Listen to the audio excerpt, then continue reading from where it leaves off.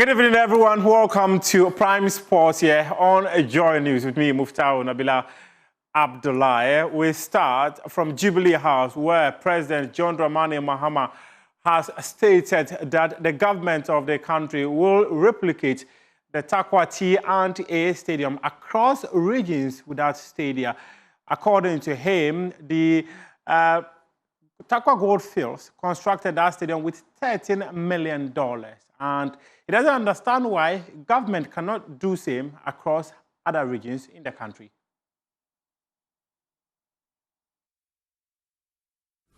We promise to build stadia in all the new regions and the regions that don't have modern stadia.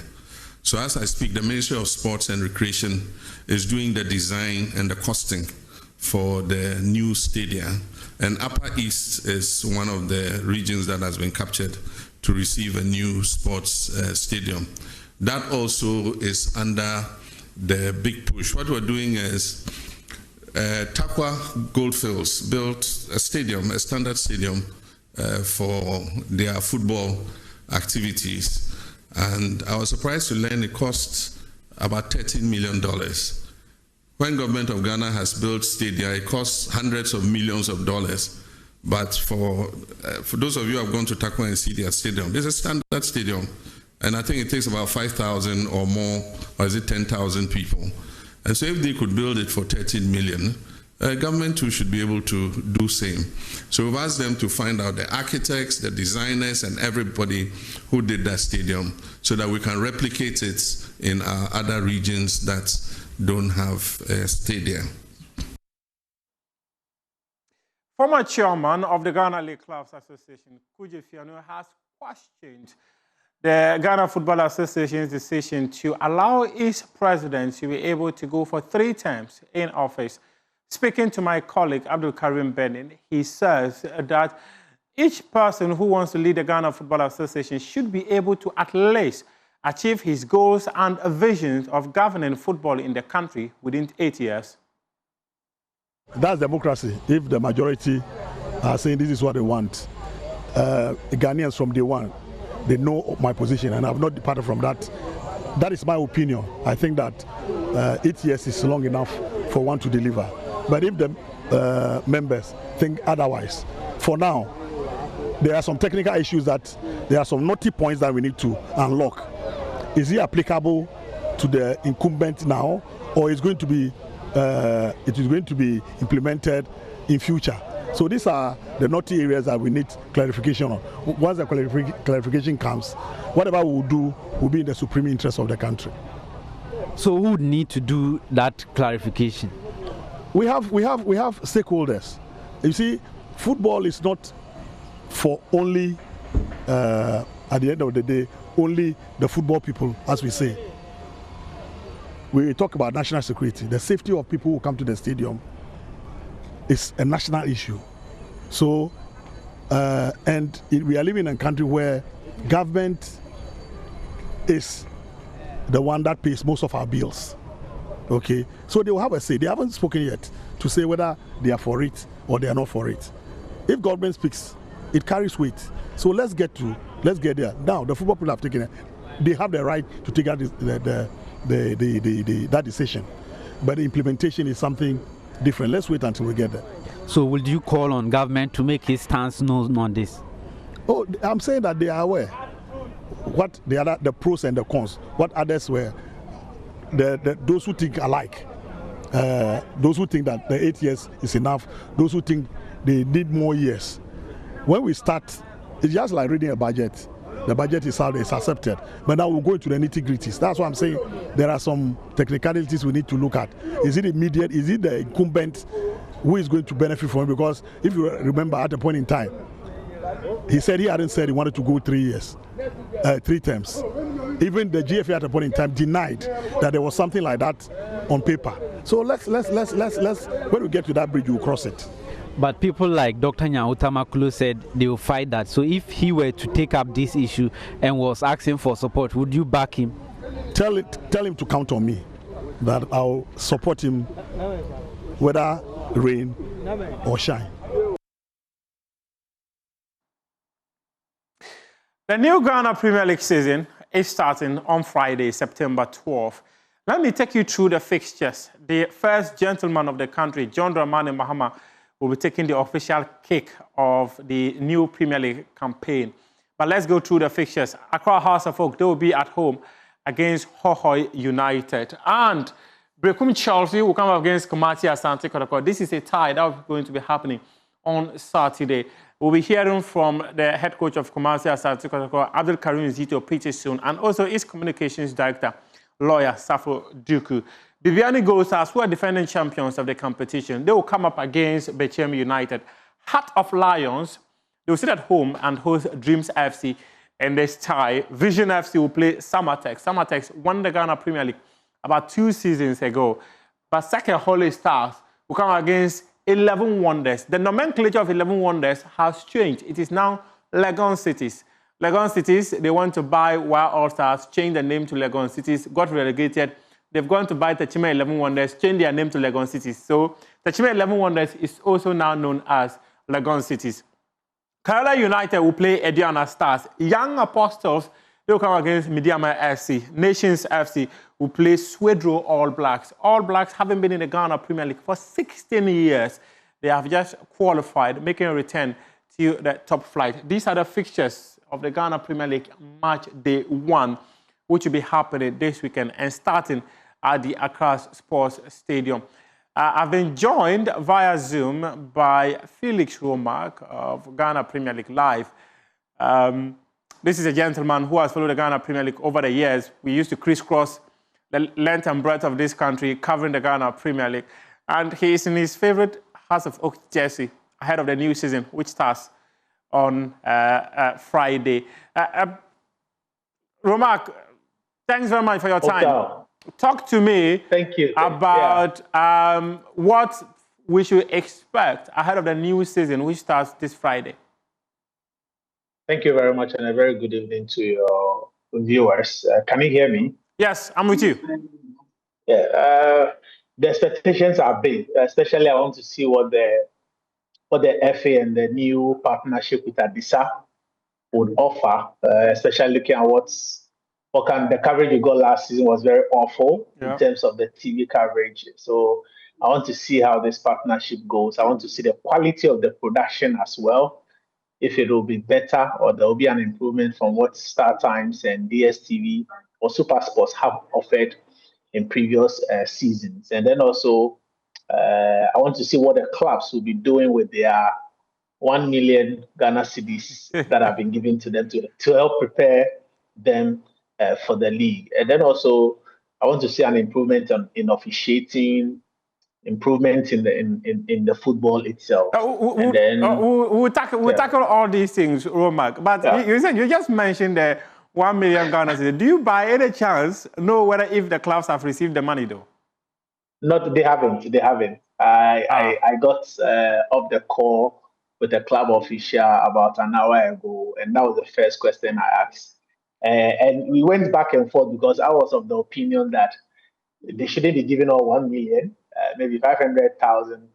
And then when they behave well, and then they get the remaining, 500,000. Because if there are moments of fines and punishment, it should be deducted from that 1 million Ghana cedi. And then also, I feel that they should be given because the ways that they should be using the money, there should be some commitment from the clubs, because the FA or government, in fact, we don't even know where the money is coming from. As far as they are being given the money, they should be able to account for the usage of the money, and it should go to enhancing the league. And I believe that if we do that, if there is accountability, if there is auditing, then we know that the 1 million that they are being given, we put to good use. But the FA president said the money is coming from the partnership with Adisa. So I'm not sure there are any questions as well. The reason why I'm saying that is government is involved in the partnership. There is Adisa Production, there is GFA. So it's a 3-way partnership. So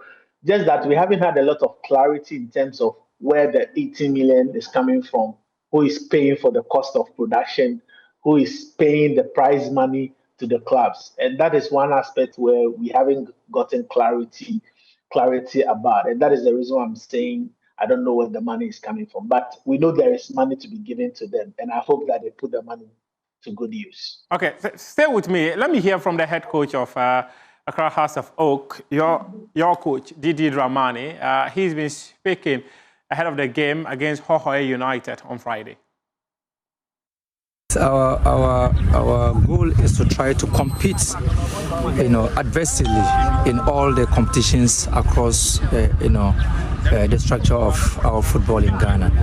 And so going in the early season against Hohoe United tells that we need to package ourselves strongly and stay consistent and more sustainable in terms of all the competitions of the year. They have always been, and it's a very organized side. It's a very side that has really put in, a lot in the Division 1. They come with some formidability. They come with some fairness in terms of some new recruits, good players who have played in the Premiership, and they have a very good technical brain in terms of our own brother who are also there. So it gives you the idea to know that this is going to be a very tough encounter, very uncompromising, and so you need to respect what they bring with their direct football, and so we try to win the spaces. That is the head coach of Accra House of Oak, Masud Didi Dramani, speaking to the club's media ahead of their first game of the season against Hohoe United. That game will be happening at the Accra Sports Stadium, and it kicks off at 7 p.m. But now let me take you to Hohoe United. They have done something quite special. The club decided to visit some tourist sites in the Volta region, and then they went and met an old woman. And for whatever reason, I don't know what went into their thinking behind that. The old woman actually prayed for them ahead of the start of the new season.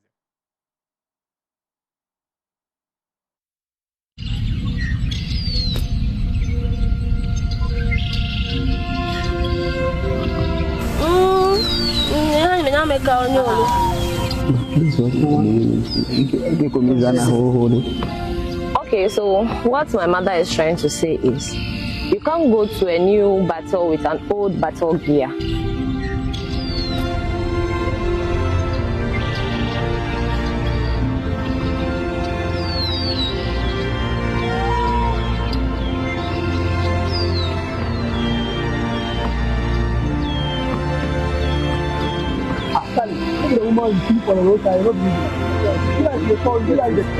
Guys, let's go.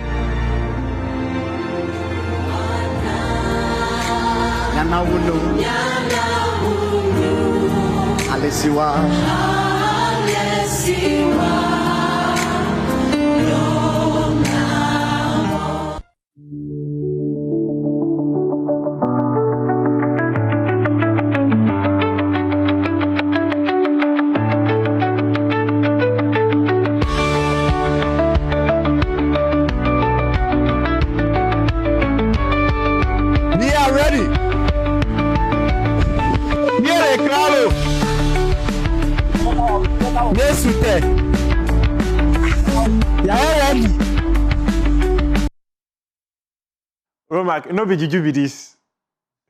Oh, not at all, not at all. It's a kind of unveiling their new kits, and I love it. I love it. House of Oak also unveiled their new one this afternoon. It's beautiful. It's beautiful. It's beautiful. That's what you're wearing, right? Yeah. Oh wow! And you are indeed a House of Oak person. Yeah.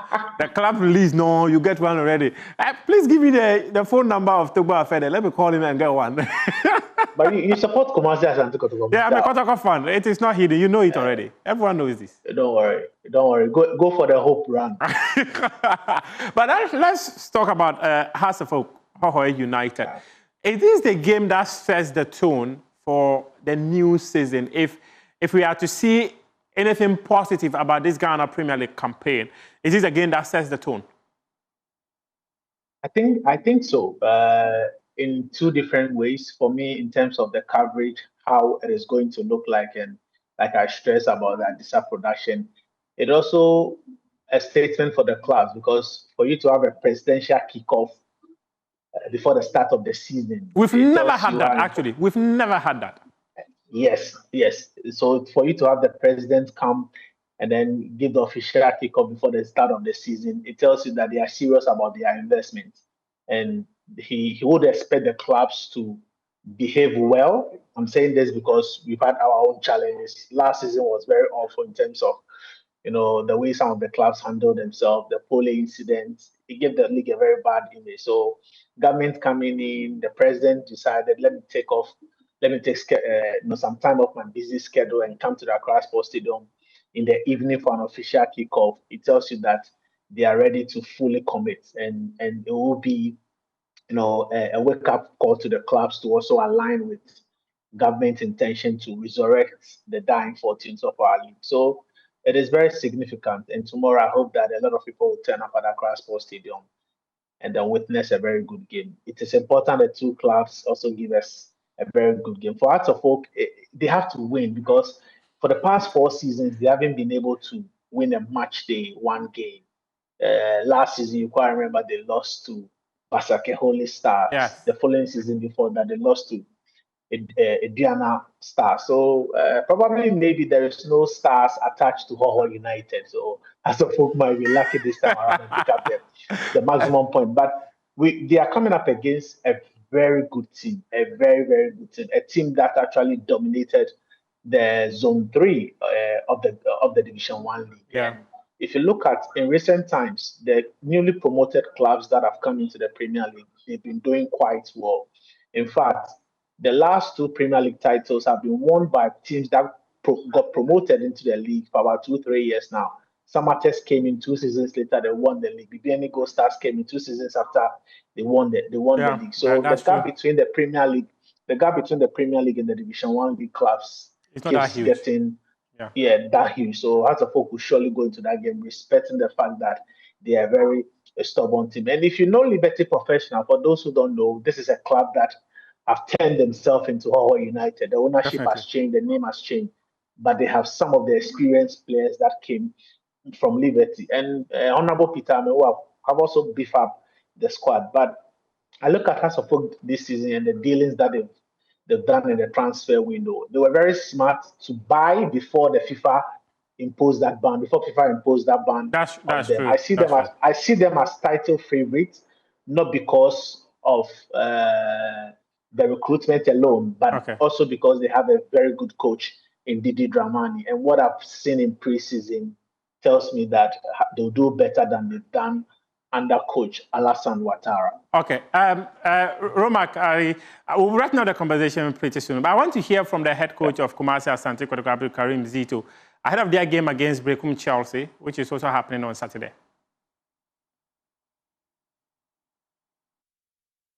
Kotoko never had a sub game. I remember when I was also playing the younger clubs, anytime they see Kotoko, you see us matching towards Kotoko, doing everything we can do to beat them. So in terms, I told my boys, the way you prepare against Kotoko when you were not in Kotoko, like the same thing the other clubs to prepare, the players to prepare against you. So to me, not only the team, not only what do you call it, Chelsea. The game is very difficult. Moreover, according to history, Kotoko don't easily have it easier over there. But there's always a day in your life that can change issues. So we still have our confidence and hope that we can do it. Abdul Karim Zito, head coach of Kumasi Asante Kotoko. Felix Romak, I wish we could speak more on this, but we'll have this conversation on game plan tomorrow. Thank you very much for your time. Up next is PM Express with George Wefi.